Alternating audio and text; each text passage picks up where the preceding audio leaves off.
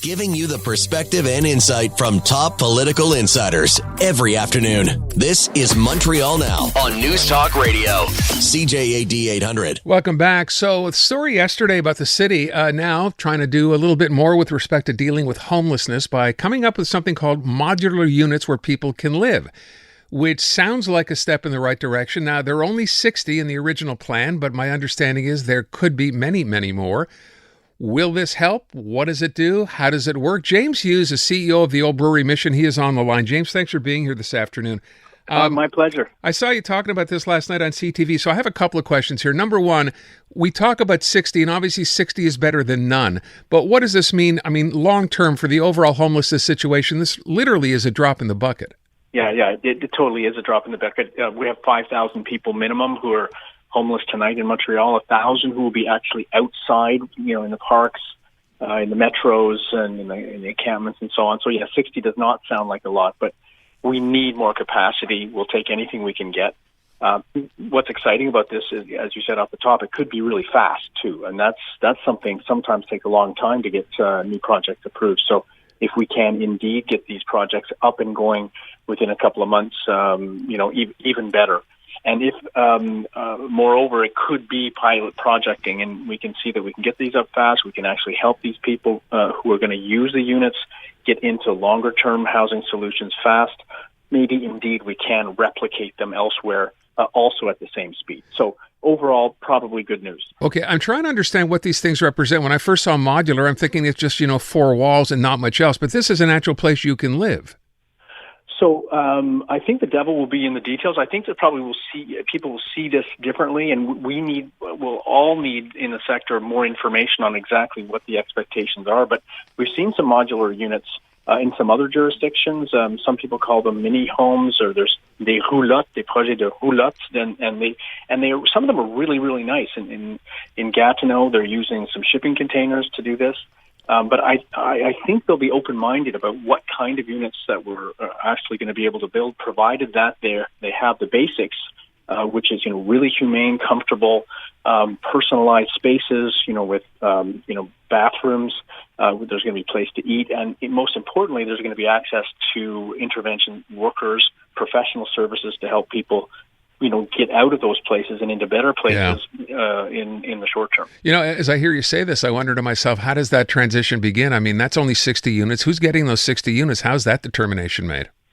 So that'll probably be done by the organizations that are actually leading the actual charge. So whichever organizations are going to be actually the sponsors of the initiative, like at Old Brewery, if it was Old Brewery, for instance, we'd be the ones that would be triaging the people and identifying those who would most benefit from that experience. Okay.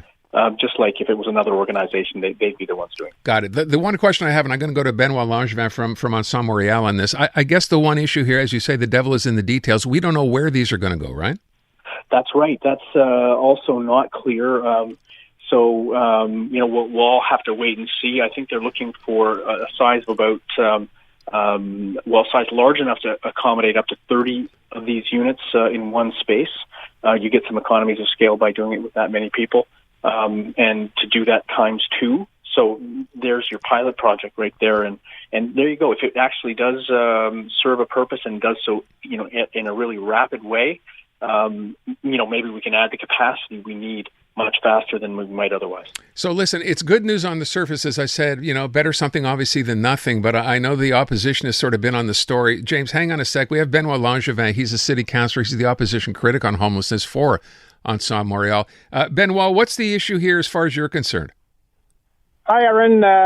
What the issue is another improvisation from the administration, arriving with another pilot project 7 years in their mandate.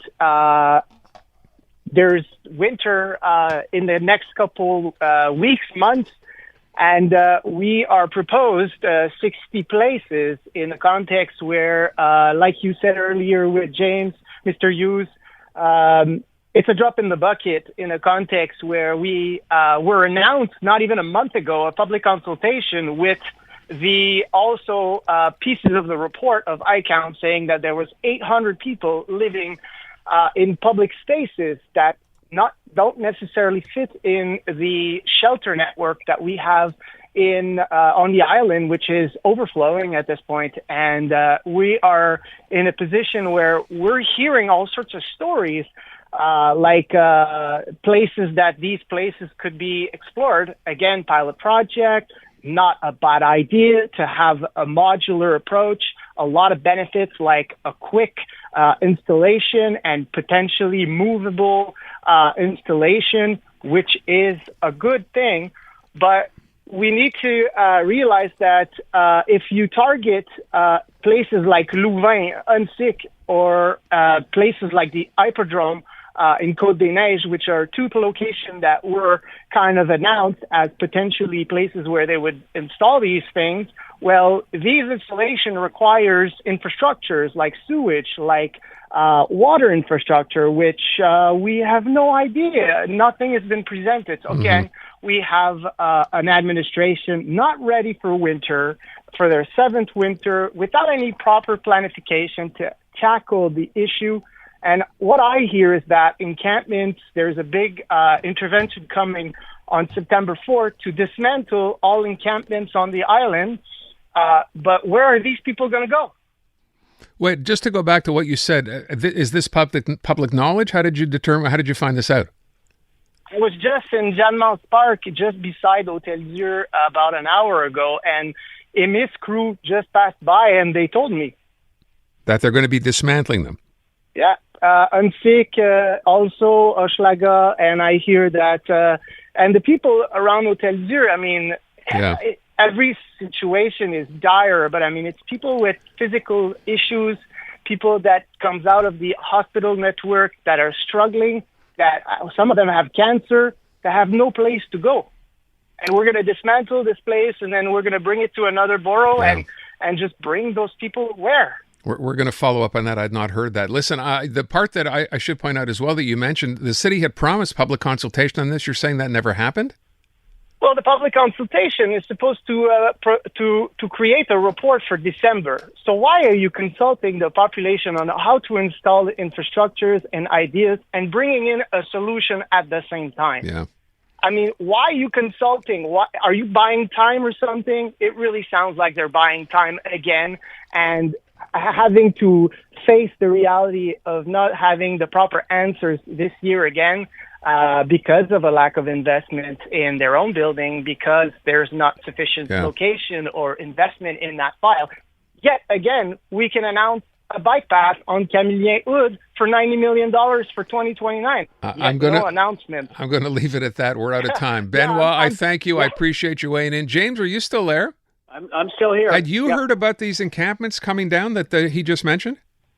No, I haven't heard about a mass takedown of encampments. So we're going to have to follow up on that story. Listen, I want to thank you both. I appreciate it. We'll see where this one goes. Thank you, guys.